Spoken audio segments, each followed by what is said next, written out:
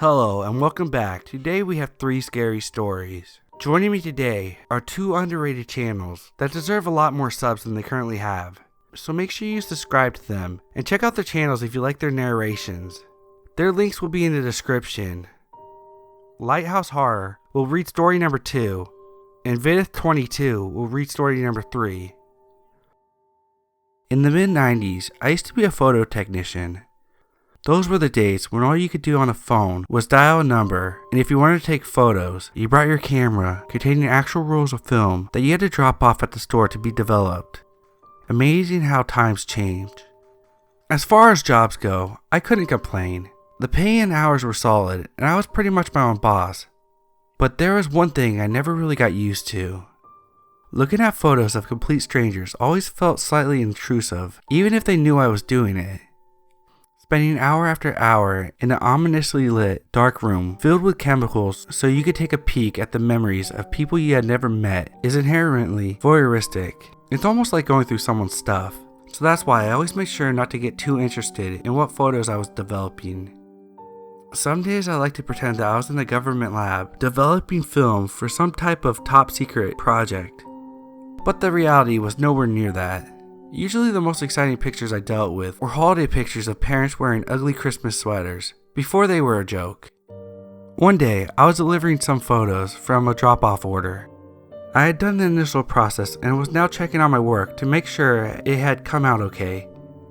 Everything looked fine, the colors were normal, and the images were just as they should be.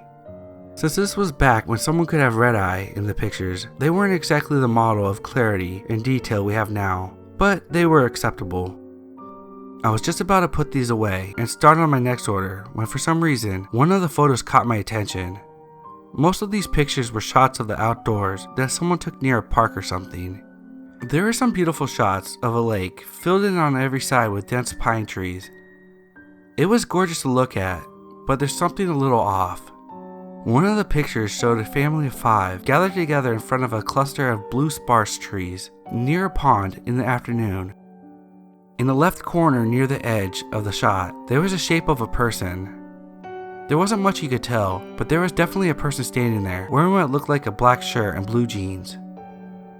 It's clear from the picture that the photographer was either ignoring the person or most likely had no idea that the person was even there.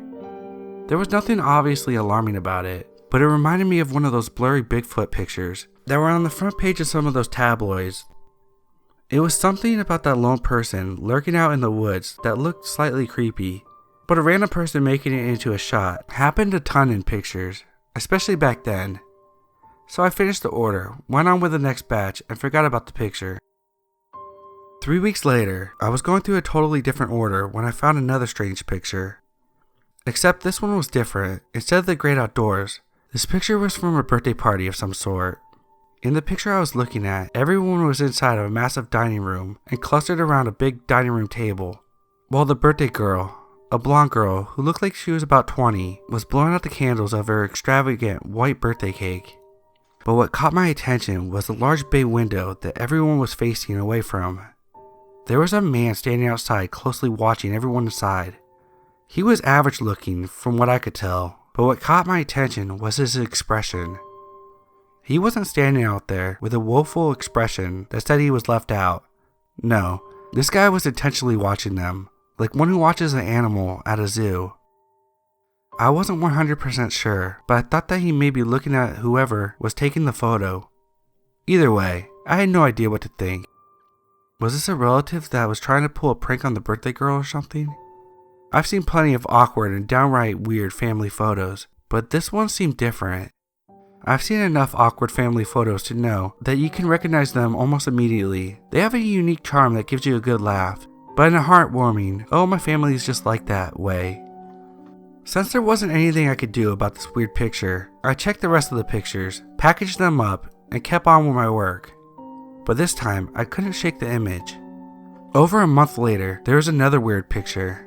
The setting this time was some kind of pool party. From the looks of the flag-themed decor, it was some kind of 4th of July get-together. It looked like a fun time, plenty of people waving sparklers and eating grilled hamburgers and hot dogs, in between taking a dip in the in-ground swimming pool.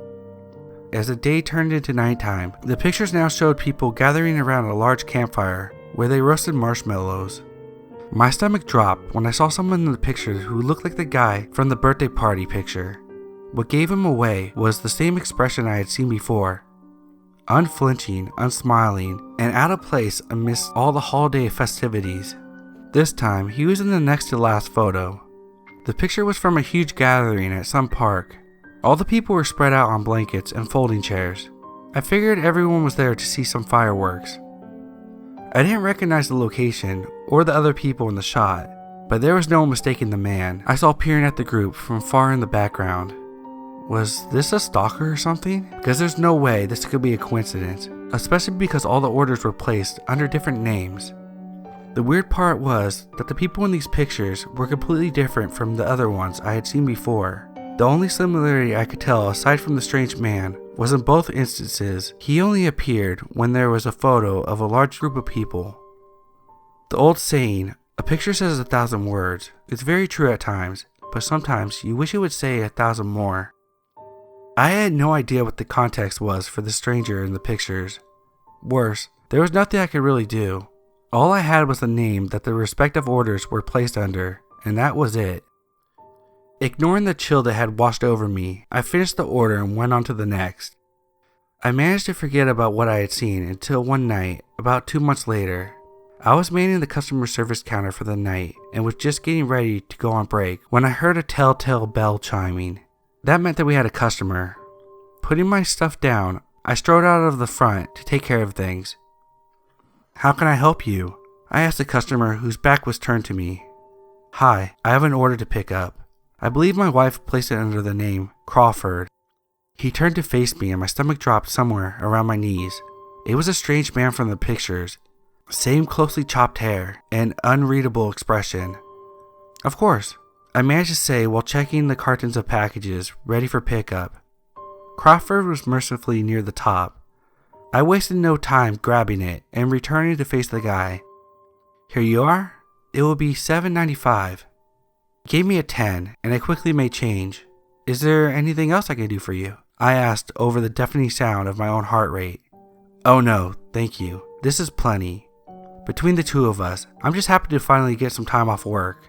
I'm in law enforcement, and my schedule is a mess," he added while showing me the legit badge and ID from inside his wallet. "No kidding." "Yep, I've been doing undercover work for the last few months, and it's finally over. That's why I'm thrilled to be doing something as ordinary as running errands. You should be able to read it all in the paper tomorrow. But there was a serial killer operating around here.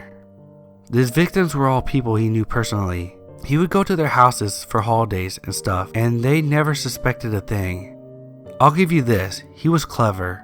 Since he never wanted to have a picture taken there, he would instead volunteer to be the one to take the big family pictures for everyone. I even watched him do it a few times myself. Scary stuff, huh?"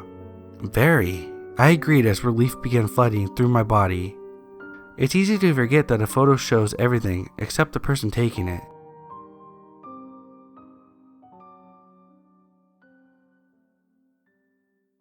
My girlfriend had been the first to see it, while I had been the first to see her. "Tara, what the hell are you doing?" I had found her kneeling on a hill between a triangular-like pattern of tall pine trees and digging furiously into the dry dirt. Fresh blood stained her palms, yet she showed no signs of feeling any pain. I reached down quickly, putting my hands on her shoulders and attempting to pull her away. Tara spun backwards and bit the flesh of my hand. As I recoiled in surprise, she turned back and continued digging farther into the earth. I sat down a few feet away, put pressure on the wound, and watched in a mix of confusion and dread. We had decided on camping for our anniversary. The two of us were experts, not to be arrogant, but it's the truth, and I knew that we would be able to get ourselves out of any situation two campers could find themselves in. I hadn't expected to find what we did. The trip had started out normally enough, the first spot we found having 4 vehicles plopped in the parking lot. "Nah, let's go farther," she had said, smiling and kissing me softly on the cheek. "I want us to be alone." I smiled back. I wasn't about to argue. We went 30 miles farther north, and this time when we arrived at the campground, there wasn't a soul in sight. In fact, the place looked almost abandoned. An eerie feel, you know? A dumpster or two knocked over, I assume from bears, and the vines and various brush were starting to creep over the path and take over completely. We walked for 3 hours, stopping occasionally to kiss, and always joking about school. When you graduate. You mean if you graduate, Tara had said. I flashed her a sarcastic look, but couldn't hold back a smile. As the sun was starting to retreat behind the steady backdrop of mountains surrounding us, we had seen the shape of a snake slither off the side of the path. Tara screamed, running a few yards in the opposite direction. She was as brave a soul as I had ever met, but snakes were just not her thing. I called back over to her. Hey, you should have said, why'd it have to be snakes? I shrugged. She didn't get the reference. Chuckling, I followed the yellow outline closely through the rocks and down onto a cool creek of the clearest water I'd ever seen, or at least I can remember seeing. Personally, I love snakes. After a minute or so went by and no sign of Tara, I looked down at my new friend. Well, it's been fun, but the most beautiful girl in the world says we aren't getting married if I have a snake for a pet. Mr. Snake and I shared a moment as I whispered down towards him. I just want you to know you would have been my first choice. It had taken longer than I would have liked to find Tara once I reached the path again. In those few minutes, I wasn't scared. I mean, not in the traditional sense, but there was something. Dread isn't exactly right, but it's close. Premonition, maybe. That's when I saw her digging furiously between the pine trees, blood starting to cake with the dirt along her arms. She had bitten me, and I watched in horror as she continued. Jesus. Why didn't I get up to stop her? A last ray of sunlight found its way through a maze of tall pines and fell onto the black outline. It reflected back up into Tara's eyes, and she immediately began to cry as she fell backwards onto the ground behind her. Finally snapping out of it and holding her tightly in my arms, I helped Tara walk a few yards away and sit up on a log nearby, and then turned my head back towards the black object in the ground. I somehow knew what had to be done. As I walked over slowly, she whispered, "Don't go over there." "I have to," I interrupted, kneeling down over the object. Tara had dug a little over a foot down into the hard dirt, and a small black mirror reflected back up at me. Besides the debris still covering the outline of its edges, it was in pristine condition, I realized. Without wasting any time, I reached into the pile of dirt next to me and was about to bury it again, when it came into view.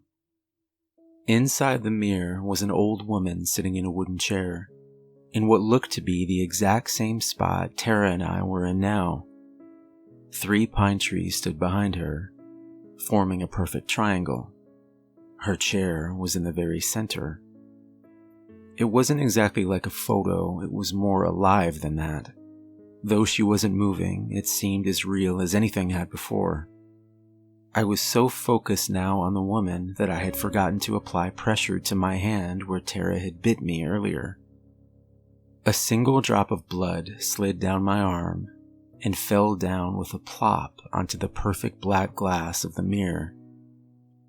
I watched as the old woman opened her eyes and looked up at me. "Oh my God. What is it, Jason?" Tara asked, not really wanting to hear the answer. I quickly stepped backwards, the crunching of leaves below me making me all the more uneasy, and I looked into my girlfriend's blue eyes. There's a woman in there. She looked at me. Tara ran over and held me close, staring over my shoulder towards the black glass. "Don't look at it," I told her. The sun continued down over the horizon, and I realized it was growing dark far too quickly for my liking.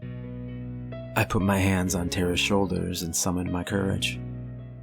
I think we should break it. Her eyes drifted back towards the object, and a swell of emotion rose and then fell over her face. No. Why not? We're not breaking it, she replied. I looked her over. Then we bury it. I'm burying the thing. Period. And before she could reply, I walked her over to the log and sat her down. Stay here. Seeing how angry she still was, I knelt down in front of her.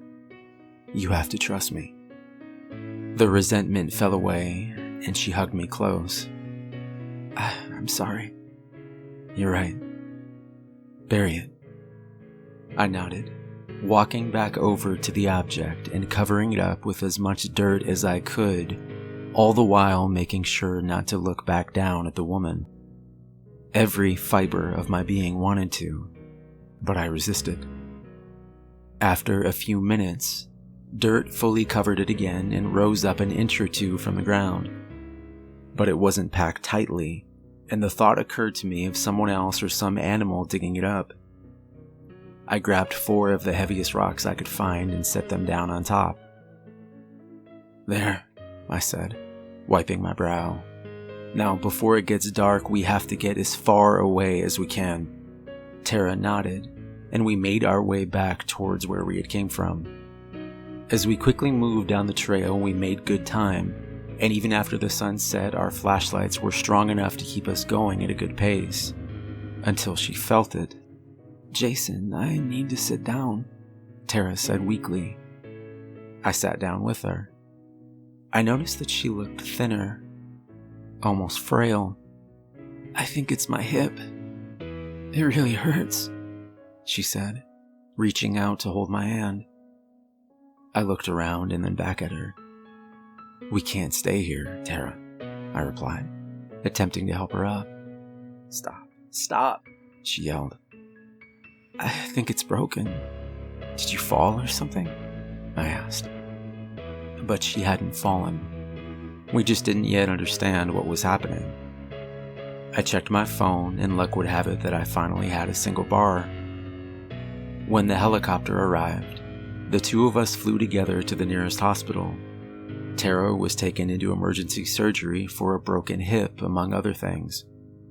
Her blood pressure had dropped significantly, and she was barely able to speak. Surgery was longer than expected, going on until dawn of the next morning. When we finally saw the surgeon, his eyes focused on Tara's mother. Please come with me for a moment. I stood to come with them, and he motioned towards me. I'm sorry you'll have to stay here. Only immediate family, and it's okay, her mother insisted. The surgeon nodded and led us into a more private room. Please sit down. Is she okay? Tara's mother asked. She made it through surgery, but... He trailed off. But what? I replied. He swallowed nervously, and his eyes drifted down and onto the wooden desk in front of him. I've never had an operation like this before. He took a deep breath. This isn't a medical diagnosis, but she seems to have aged. Tara's mom and I exchanged a confused look as he continued. I've never seen anything like it. I want to see her. Before he could reply, I continued. I want to see her now. He nodded, and after a moment he rose and led us to the room she had been given. Tara's mother fell back against the wall and began to scream as she saw her daughter's body. My girlfriend looked over at us, her face withered and something beyond frail. She looked to have aged 100 years or more. I rushed over, pushed away the shock the best I could, and held her hand. What's happening, Jason? She asked weakly. It's been 5 days since that night, and Tara is still alive for now. I've wanted to talk to her. I've wanted to go over the plan I have, but she's only awake for a few minutes at a time before fatigue takes over and she falls into a deep sleep. I think that I have to go back. I think I have to go back to those hills and those pine trees. I think I have to dig it up again. This time when I see it, I'm gonna break it. Sometimes when I sit at night in my girlfriend's room and drift off to sleep, I can see that old woman inside the black glass staring back at me. I tell myself that I'm imagining it. I tell myself that it's only a dream. There is something that haunts me though.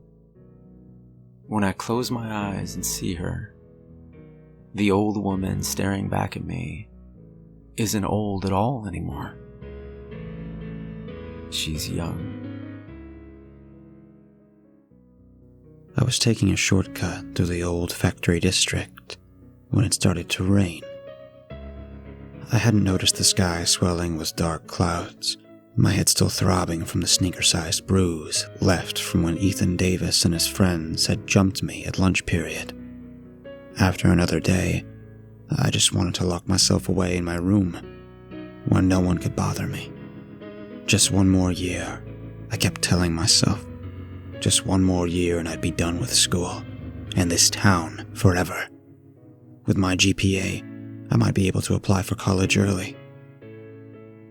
The gears of machines that had churned out steady pillars of smoke from the stacks of the great building had long since grounded to a halt, along with the economy.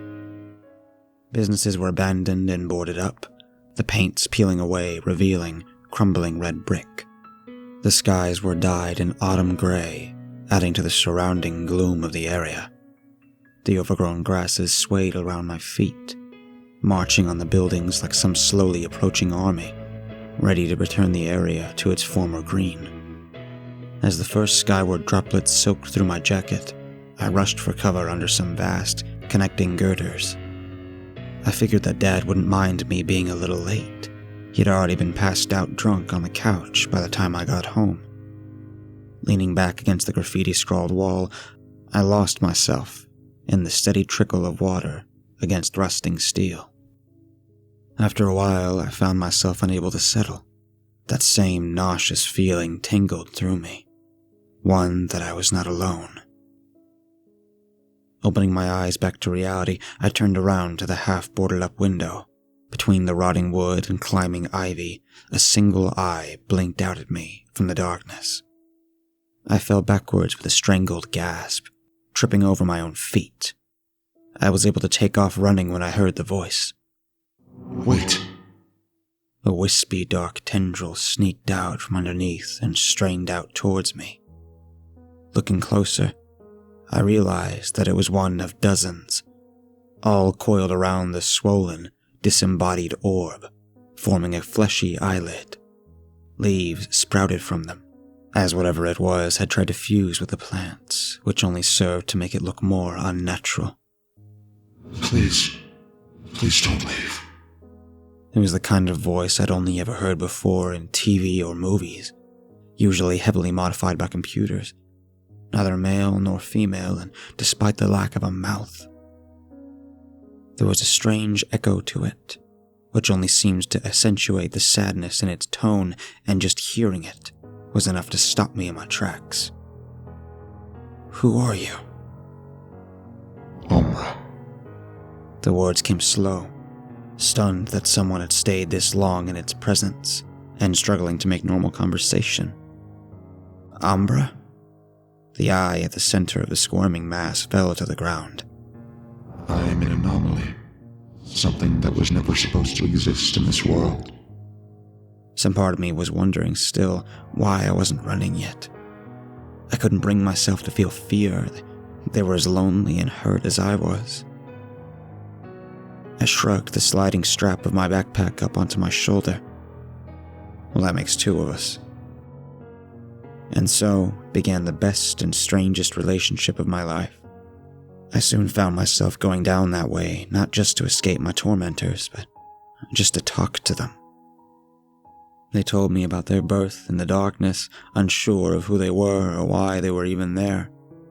How they had saw the past through every crack and chipped paint of the lives that had come and passed through this place. In return, I told them about my life, my dream of living in a little cabin in the mountains, the pinwheel that I'd made in 3rd grade, which Dad had torn up in front of me, and the memories of my mother, how she'd sang to me, even in her last days when she'd been in a hospital bed filled with tubes. It was more than I'd ever revealed to anyone. I was afraid of driving them away with just how much I talked, but Umbra clung onto every word. No one had ever paid that much attention to me at school or home. They made me feel like I was really someone and not just a school freak. I found myself forgetting the initial shock of their appearance. I had been trying to dab away the trickle of blood from my nose when I had felt a slimy tip pat my back. But Umbra had been quick to notice. They seemed to have an initial ability to pick up on my slightest pain, emotional or physical. Why do they hurt you so? They asked. There was no pity or disgust in their question, just pure compassion. Tears sprung to my eyes and I struggled to hold them back. I didn't want them to think of me as more pathetic than I already was. Because they can, I admitted. I've learned long ago not to fight back. Ethan was bigger and stronger than me. Most were too afraid. The school district had only turned a blind eye to it all. It was just the way of things. Still, Ethan hurt a hell of a lot less than my dad. Then they're wrong. You're better than you think you are. You deserve to be treated better. I felt them stroke the space between my shoulder blades. My fists tightened, trying to keep myself from completely breaking down. No one had ever helped me like that. Not since my mom. Their eyes snapped open. A tendril whipped back inside the darkness of the old building, rummaging around for something. They returned with a red rose twisted in their grip, holding it out towards me, scarlet petals shivering in the cold air. My mouth fell open, fingers retreating from my face to take it.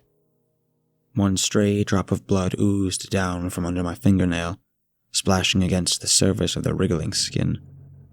Umbra's eyes shot open, pupil shrinking to a near invisible dot. The white seemed to bubble upwards like a freshly cracked egg on a heated frying pan, their tentacles convulsing around it. Before I was able to tear away, the plank of wood separated us to save them. Umbra's eyes split open to form another separate one. I found myself faced with 2 cold, blue irises staring back at me. I didn't know whether to laugh or scream. Your eyes, how did you do that? Both eyes shifted around in a way that was both familiar and deeply wrong, exploring their sudden and newfound perception. They seemed just as confused as I was about the whole thing. I'm not sure. They offered. It was you more than anyone else. Your blood, when it touches my flesh. I stared down at my hand, smearing a crusted pink from the half-dried blood. I did that? I wondered out loud.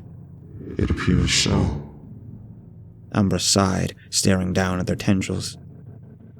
If only I had hands. They breathed. I stepped forward. There's still a little left. I started. Umbra's new eyes closed, tentacles swaying around as it shook its non-existent head. No, they answered. I refused to let you harm yourself for me. It wouldn't be enough anyway. Their voice faded back into the decaying silence as both eyes fixed in a deep frown of concentration.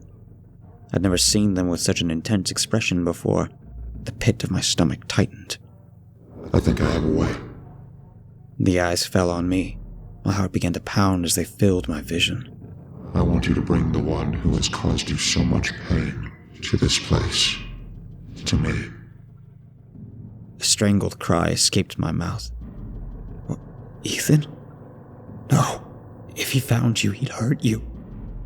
I won't do it. I can't. Just trust me. Their wiry tendril curled around my index finger like a ring, silencing the growing fears in my head. When I saw the look in both their eyes, one that I knew was reserved for me, I knew that it would do anything for me. As the bell had signaled the end of the school day, I had made a point of sneaking around where Ethan could see me. They hadn't gotten a rise out of me for days, and most of his friends had lost interest, but Ethan was as determined as ever. Every day he would poke and prod, trying to trigger a reaction, and seeing me deviate from my normal routine was blood on the water, which he followed me with shark-like precision. I winced as a crumpled beer can bounced off the back of my skull with a tinny crack, but I just kept walking.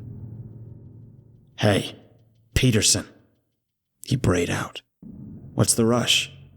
What, you too good to talk to me anymore?" The padding grasses turned into crunched gravel as he followed me further into the abandoned area. I prayed that they would be right. Fresh pain brushed across my abused nerves as blunt fingernails dug into my shoulder and wrenched me around to the sight of Ethan's pasty, snarling face. "Don't ignore me, you creepy shit," he barked. "What the hell are you even doing out in this shithole?" My eyes drifted over to the darkness of a nearby boarded-up window, knowing exactly what waited inside. I didn't want to lose them. My head was spinning, but I remembered Umbra's words. "Trust me." Ethan caught onto the direction of my wandering eyes, his own gaze falling on that building. A smile curled across his face, knowing something of value is inside. The words fell out of my mouth before I had time to stop them. "Please," I exhaled. "Don't go in there." He shook his head with a chuckle, grip tightening on my shoulder as he pulled me over. Stale alcohol drifted off every word he spoke. "Keeping secrets from me? I thought we were friends. I'm hurt. Well, if you won't show me what you're hiding," he tossed me to the ground, "then I'll find out myself." I limped after him. Fear outweighed the pain. He paused, wedging his bulk under the plank and shifting through inside. Aside from Ethan stumbling, I couldn't hear any other signs of life in there. After a few minutes of walking around in the darkness, his chuckles went silent. I only heard one brief, inaudible exclamation of confusion before it trailed off into screams, the loudest and most horrific I'd ever heard. It was as if his very throat was being torn out. As quickly as it happened, it reverted into silence. "Umbra," I called out, my voice bouncing off the vacant walls. My fingers clamp around the rain-soaked wood as I squinted in. Inside of the inhuman tendrils I'd become used to, a pair of hands reached out. They were almost human, but a dark gray in color. The thick, twisting fingers that had brushed against the tips of my own outreached ones, the black fingernails pointing into steely tips. They were massive, the palms encompassing my own hands, eyes hovering forward out of the darkness. My chest sagged in relief when I saw Umbra's pale blue eyes instead of Ethan's greenish glare. "Umbra, is he?" I began. Yes, he's gone. Emotion welled in my throat. Warmth flowed down my spine like the sun shining on my back. "Thank you." The hands reached up to cup my face, thumbs stroking over my cheekbones, moving around to the back of my head, to thread through my hair. Even with the size and sharpness, there wasn't a single millisecond of pain. My breath hitched to my throat. The tenderness with which they touched me was something that I once resigned myself to ever experiencing in my life. It was all that existed in that moment. It felt like home. Are you happy? They asked. God, yes. So happy, Umbra. I can make all the pain disappear. My eyes opened as they went on. I wouldn't just have hands. I'd have a whole body to hold you with. I can punish all those who have ever hurt you. Would you like that? My lower lip trembled. I couldn't try to deny it, but the answer was already there. Yes. more than anything. Their eyes remained unblinking, focused on me. Then bring them all to me. It was easier than I expected. I promised them drugs and lured them down, urging them inside. They compiled and one by one met their fate in the dark. Like Ethan, a brief scream would resound out before being cut off by silence, and they were gone from my life forever. Each new person brought a new feature to Umbra's form: arms, a mouth, a nose, until they had a complete face. Every day, I find something new about them to fawn over. The joy that bubbled up inside me at knowing they would never hurt me or anyone else overshadowed any doubts. Unfortunately, even in a dead town like this, the disappearances of 4 people didn't go unnoticed.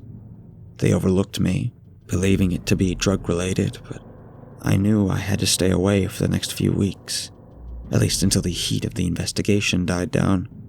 Umbra was still a constant worry in my mind. I didn't want to leave them alone again. I'll be fine. They reassured me in that gentle echo. I'm almost a person now, and that's all thanks to you. I can never repay for what you've done. I scoffed. I'm the one who should be thanking you. I leaned back against the wall. I hate that I can't see you as much. You're the only thing that matters, I said. I just want to see you. The real you. Those comforting yet hideous hands stroked the sides of my face, their mismatched mouth of teeth fixed into a wide smile. Be patient, Mallow. Our time will come. In the passing days, Umbra was always on my mind. I craved their presence like a drug. Even Dad noticed my sudden shift in mood.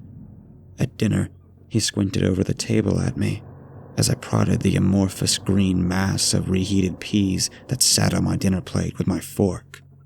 Unshaven, with his paunch protruding out of his grease-spotted shirt. My lower eyelids twitched as he struggled to maintain focus on me for more than a few seconds. "Hell's wrong with you?" he slurred out. "Nothing," I mumbled. He slammed down his can onto the kitchen table, spraying foam everywhere. I stared at the ground as I inwardly numbed myself to another inebriated rant. "Sometimes I don't even know why I try. I work hard all day to put food on the table and come home to your shitty attitude," he exclaimed. He hadn't worked for the past 3 months. I would have rolled my eyes, but I didn't want to get another concussion. His voice faded into the foreground, replaced by thoughts of Umbra. Under the flickering kitchen light, the unshaven, blotchy features of my father seemed more monstrous than what they could ever be. I wished with every fiber of my being that I could be there with them, and that we could both leave this place behind, to go live somewhere remote, where no one could ever bother us. Where it would just be us, forever. After he seemed satisfied by his own voice, my father gave a sneer before lumberjacking back to the living room for a well-deserved viewing of the latest football game and a few more beers. Not wanting to stomach the sight of my half-eaten dinner, I hurled it into the sink, where it clattered along with the ever-growing pile of unwashed dishes before storming to my own room. I was teetering on the edge, ready to plunge. Only Umbra kept me teetering to this world. I had no idea what I would do without them. It was then and there that I decided that I was done waiting. One final part to complete the person I loved, and one less pain in my life. Luring the old bastard out was like dangling a piece of cheese on a string over a rat. While it had still been dark outside the next morning, I hauled away a fresh 6-pack he bought for himself before he had the chance to drink it. Whenever just one went missing, I'd always be the first to be blamed, even though I hated the stuff. I made sure to be careless about it, leaving enough clues behind so he'd know where to find me. This time, I wasn't afraid of him. I stood in the urban graveyard, waiting. Umbra's massive paw slipped out from underneath and clutched mine. Don't be afraid. I'm here. A screech of tires shattered the silence as a battered blue Ford swerved down the road, scattering up clouds of gravel as it skidded to a halt. Their hands slid back into the safety of the darkness. Thank you. They whispered. With a mouthed, "I love you," back, I pushed down the nervous bile building in the back of my throat and went off to face my father, who had dragged himself out of the driver's seat, albeit with some struggling, and was lumbering over. The moment he saw me, his eyes blazed with hatred. "What the fuck are you trying to pull?" he growled. "You give me back my goddamn bruise now, or I swear to Christ you'll be feeling my belt for the next 30 years. My eyes narrowed. "I wanted to make you work for it. You've heard that word, right, Dad? Work.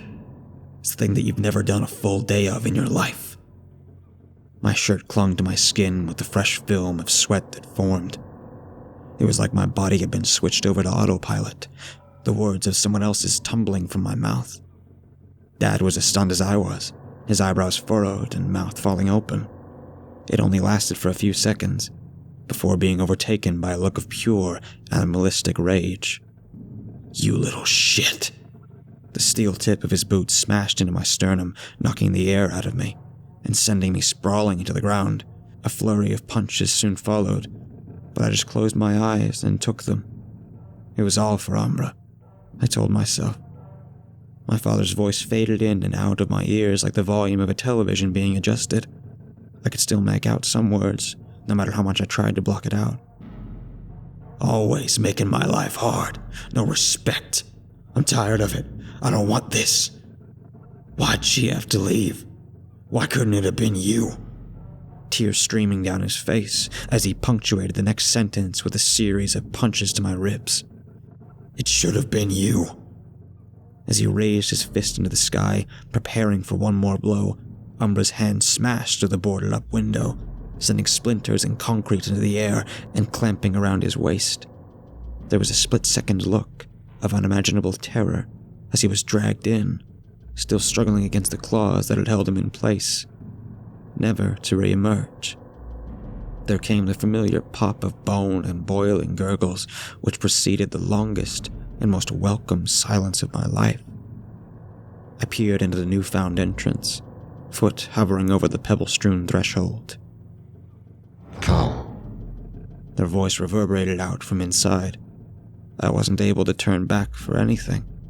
Once inside, light poured in from the grimed windows, and the dust particles floating in the air sparkled like diamonds. Hello, Milo. As my eyes adjusted to the darkness, the massive shape sitting in the corner of the room became clear. It was 6 feet tall, but at least 4 times as wide. It didn't seem to have a neck, with the elongated head looking as if it melted into its blob-like torso, which trailed off into a bulging tail. The skin on the face bulged up with golf ball-sized lumps, which on closer observation were multiple smaller eyes beneath the bulging blue ones that covered its skull. The patches of half-forming muscle had fused to the surrounding metal and cement, forming ropey mesh. The mouth seemed too big for its face, extending into an ever-present smile. Below the veiny, long, and surprisingly muscular arms that were bent against the floor were several smaller limbs that jutted from its sides, slowly being absorbed into its shadowy form, still grasping for life. Tiny black tendrils lined its forearms, wriggling in the air like maggots trying to burrow into the flesh. Yellowish globules of fat spilled forward from its waist, where the skin had split under its immense mass. I should have screamed my lungs out at the sight, but when they looked at me, I knew there was nothing to fear. "You're beautiful," I choked out. Umbra's already texed smile seemed to widen even more. The second those elongated arms opened, I found myself running for them. Before I even knew it, I found myself nestled against their hills of flesh, comforted by their terrible but gentle arms. Everything else ceased to exist. There was only each other. No more pain, hiding, or fear. The true monsters, The ones that had haunted my existence for so long were gone. All because of them. Every moment of agony we both endured was worth it. Finally safe from the world. I didn't even care if they weren't human. I loved them. I knew I loved them. They were here now, and they would never leave. I would never need anyone else in my life but them. Umbra, my loving shadow.